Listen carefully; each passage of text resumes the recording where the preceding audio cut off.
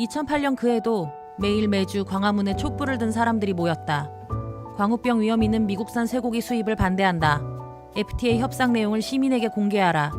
수많은 시민이 외쳤지만 돌아온 것은 광화문 광장을 가로막은 명박산성이었고 광장을 둘러싼 차벽이었다.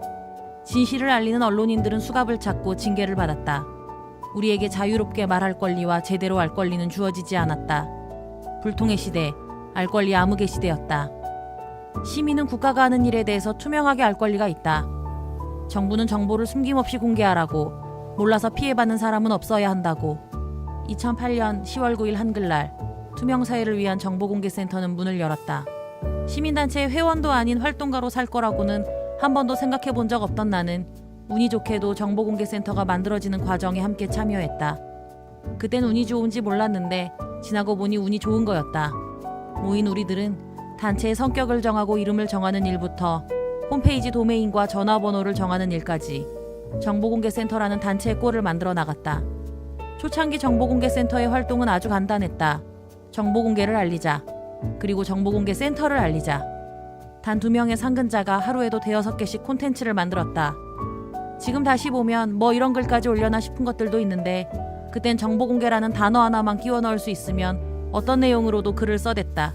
불행인지 다행인지 찾아오는 시민도 걸려오는 전화도 연대하자는 제안도 없어서 시간은 많았고 의지는 넘쳤다. 매일 포털에서 정보공개센터를 검색했고 나온 기사들을 출력해 문 앞에 붙여놓았다. 보는 사람 한 명도 없었는데도. 그 시기 내가 정보공개센터에서 제일 하고 싶었던 것은 회의였다. 제주에서 오가는 소장, 동분서주 밖에서 단체를 알리느라 바쁜 사무국장, 그리고 나. 동료들 만나기도 어려웠다. 기껏 만나도 2명이 대부분이니 제대로 된 회의를 하기 어려웠다.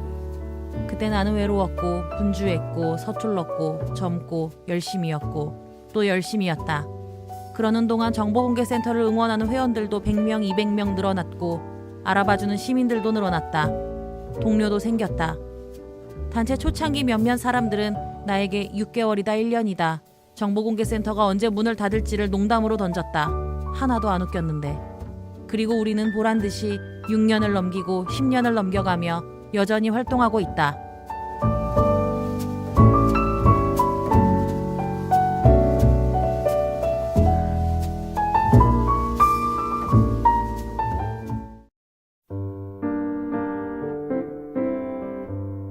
대학원을 졸업하고 여러 진로들이 있었지만 개인적으로 어렸을 때부터 시민사회에서 공익활동을 경험해보고 싶었다.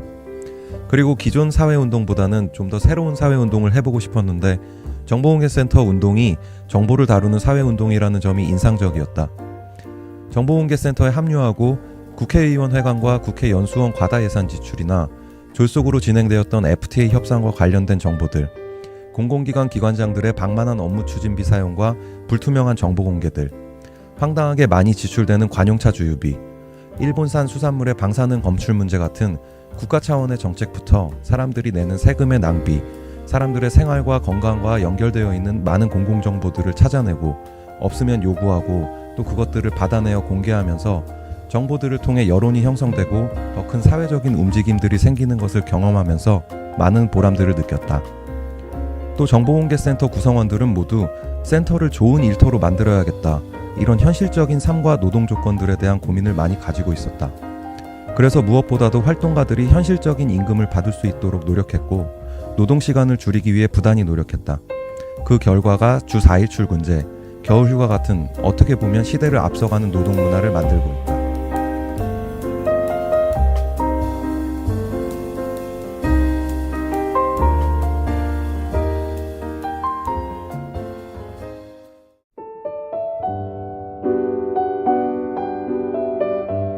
(2013년) 대통령이 박근혜란다.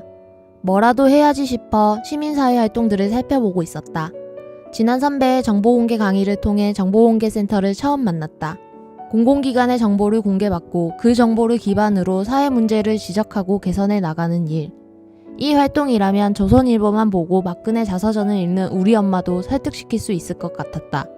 입사를 하니 일주일에 한 번 회식을 하더라. 많은 사람들을 만나 정보공개센터를 이야기하고 회원가입을 받았다. 동시에 예산 낭비 사례들을 밝혀내고 탈핵 관련 정보공개까지. 엄청난 일들을 소화하고 있었다. 정신없이 선배들을 따라가다 2014년 세월호 사고가 터졌다. 센터는 미친 듯이 정보들을 찾아냈고 여객선 안전점검은 한 척당 13분 만에 완료되었다. 국가위기관리 매뉴얼에는 충격 상세용 기사 아이템을 개발하라는 정보를 확인했다. 해수부는 세월호 관련 문서 70%를 비공개했다. 기존 국가안전관리 시스템이 제대로 작동하지 않는 것을 지적했다. 그리고 잊지 않겠다는 다짐과 함께 지속적으로 세월호 관련 정보를 얻기 위해 쌓았다. 그로부터 1년 뒤 메르스 사태가 터졌다. 정부는 민간 병원의 영업 손실을 막기 위해 메르스 환자가 다녀간 병원 이름을 비공개한단다. 또 싸웠다. 그리고 우리는 알았다. 알아야 할 권리가 살 수 있는 권리가 된다는 것을. 그래서 더욱 정보 공개가 중요하다는 것을. 동시에 정보공개센터의 존재의 이유, 후원회원을 만들기 위해 미친듯이 사람들을 만났다. 내 월급은 내가 꼭 벌어오리라고 굳게 마음먹은 나는 만나는 사람마다 회원가입을 권했다. 부끄럽거나 민망하지 않았다. 우리가 하는 일들은 모든 문제를 밝히고 해결하기 위해 가장 먼저 필요하고 필수적인 일이다. 그리고 그 일을 가장 잘하는 것은 우리다. 당당하게 후원을 부탁했다. 그 당당한 만큼 회원들을 실망시키지 않도록 활동해왔다고 자신한다. 함께했던 진한 선배와 언주 선배가 사무국을 떠났다. 그렇게 난 동료와 이별하는 경험을 했고 새로운 동료를 만났다. 이쁨과 귀여움을 한 몸에 받던 우리 막내 민지는 어느새 2명의 후배님을 모셔야 하는 쭈구리 선배가 되었다.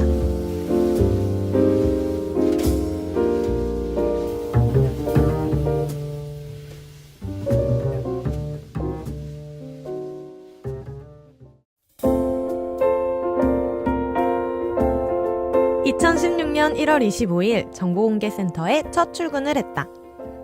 회원들에게 인사를 전하며 나는 시민이 알 수 없는 정보란 일단 없다는 마음으로 뻔뻔히 활동하겠다는 포부를 밝혔다. 논문을 읽고 정보공개 청구를 하고 회원들을 만나며 정보공개센터의 매력을 흠뻑 받아들이고 있을 때쯤 나는 이 사람들을 만났다. 대학은 공공의 공간인데 지들만 모른다고 생각하던 나의 신념은 걷잡을 수 없이 커졌고 나는 서울시내 사립대학 전부에 정보공개 청구를 했다. 일일이 메일을 보내고 수십 통씩 전화를 해서 있을 리 없는 담당자를 찾았다. 우리는 학내 민주화를 위해 고군분투하는 사람들을 만났고 집단으로 대학에 정보공개 청구를 했다. 각 학교의 전화통이 울려댔고 교직원들은 당황했다. 그리고 그해 11월 전국 대부분의 사립대학이 정보공개 포털에 등록되었다. 이듬해 봄 옥천에서 이 사람을 만났다. 알 권리에 대한 심도 있는 책을 추천받았다며 번역과 공부를 하자고 했다. 공부 모임을 만들었고 시민과 노동자를 위해 화학물질 정보를 어떻게 공개해야 하는지 열심히 탐구했다. 공부를 하고 보니 내 뇌에 남은 것은 이 사람이었다.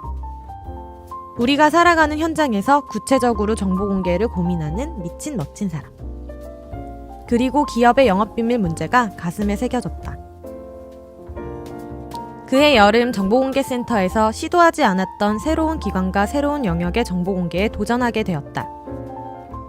외환위기 이후 20년이 된 묵은 기록들을 직접 IMF에 청구하는 것이었다. 비밀 해제한다며 1년째 안 주고 있다. 하지만 우린 끝까지 받을 것이고 나는 현대 한국 사회의 뿌리를 찾는다는 심정으로 97년으로 돌아가 아카이브를 만들고 있다. 힘들다. 하지만 그럴 때마다 여기서 만난 사람들이 우리를 힘들게 놔두지 않는다. 새로운 자극과 배움을 주고 고민과 정을 나눠준다. 그래서 정보공개센터는 안주하지 않고 걸어가고 있고 그 안에서 나는 정보공개로 사회 변화를 만드는 나름 훌륭한 활동가다. 그리고 2018년 4월 더 훌륭한 사람, 믿음직하고 왠지 짠한 동지 김혜찬이 센터에 왔다.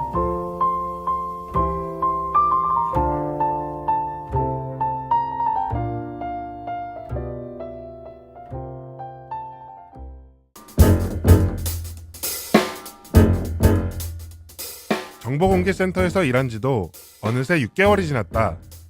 지난 반년간 나는 지방의회의 문제점들을 찾고 살펴보는 활동을 했다. 보고서를 미리 공개하도록 조례로 정해져 있어도 실제로는 이를 공개하고 있지 않은 경우가 많았다. 설령 공개하고 있더라도 홈페이지 구석에 숨겨놓거나 구체적인 내용을 제대로 내놓지 않는 경우가 다반사였다.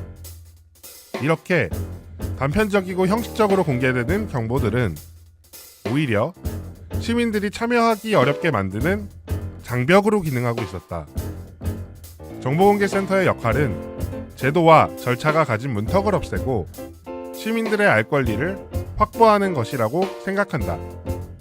민주주의라는 보물을 찾기 위해서 시민들 누구나 정보라는 구슬을 꿰고 가공할 줄 알아야 한다. 정보공개센터와 함께하는 이 보물찾기가 앞으로도 재밌고 즐거운 과정이 되길 바란다.